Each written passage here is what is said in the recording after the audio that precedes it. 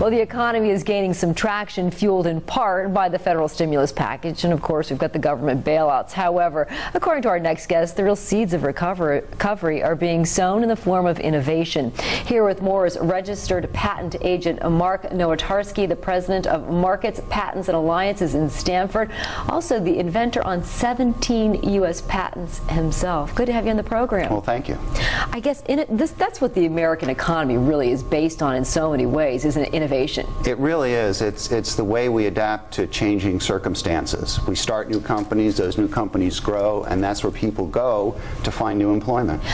Are people discouraged at all right now by what they're seeing in the economy? Say I have an idea, but I think I'm never going to be able to get the seed money I need to get this thing off the ground. Well, they really shouldn't feel that way, because now is a good time to get seed money. Venture capitalists are looking, and angel investors are looking for people to invest in that have great ideas. Now, you say you have actually seen an increase in the number of people coming to you with regard to inventions that they have in pursuing patents. What are they saying to you? What are you seeing trend-wise? Well, I think the trend is people who suddenly have time on their hands, perhaps involuntarily. Job loss. Job loss, for example. They have dreams that they've had for a while, ideas that have been percolating for a while, and they say now is the time to do it. How do you know if your idea is going to be one that will succeed without going into the expense and the time to test market it? I mean, are there certain criteria you need to satisfy before you even go to a person like yourself with your idea? Well, what I would recommend to anyone that has an idea that they're excited about is find an advisor. Find someone who can give them some sobering advice as to the prospects for their idea. And then if you get some feedback from them that's positive, then perhaps you should talk to a patent agent and see about getting a patent. And that's really important. I mean, you don't want somebody else stealing your idea. Exactly. Are you completely protected by a patent, or is there still the possibility that somebody's going to kind of take what you created? No protection is perfect. Right. Patents, however, are very strong. An individual can stop a major corporation from stealing their idea with their patent.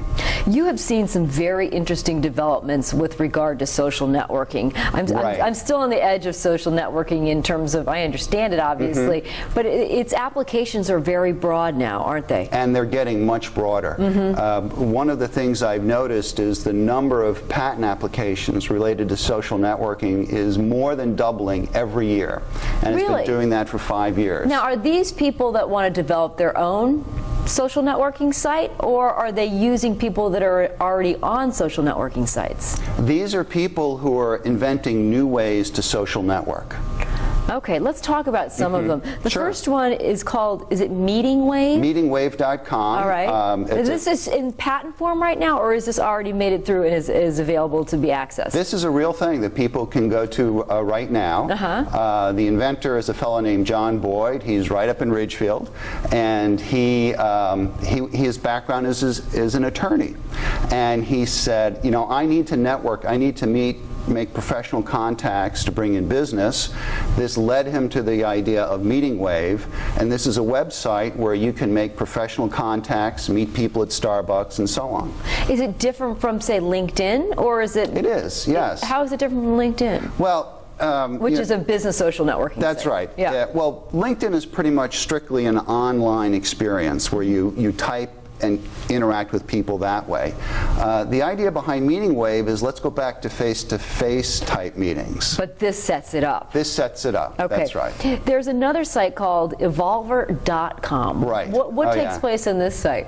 Oh, this is fun. This is, in fact, when I spoke to the president, Brian Niles, about this, he was giving me a demonstration, and my 11-year-old daughter was there, and I pulled her over to show her.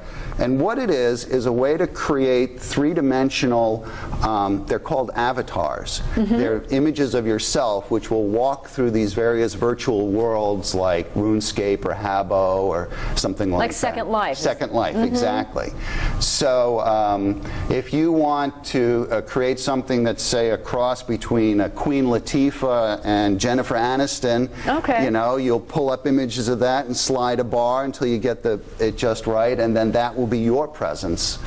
Okay, that's your avatar. Okay, that's your avatar. Right. No, totally. It's a totally different world. It's a totally different world. That's right. A little scary, but anyway, there's also one that a site that has been developed by a baseball bat company. This is not Louisville Slugger, right? No, no. This, in fact, this is one of my clients, radiobat.com. Ward Dill is the inventor. Ward has a marketing background, but also is quite a wood sculptor, and he's come up with a new way to make a wooden baseball bat that doesn't break. Wow. He's just got it approved by the NCAA. He's working on the majors.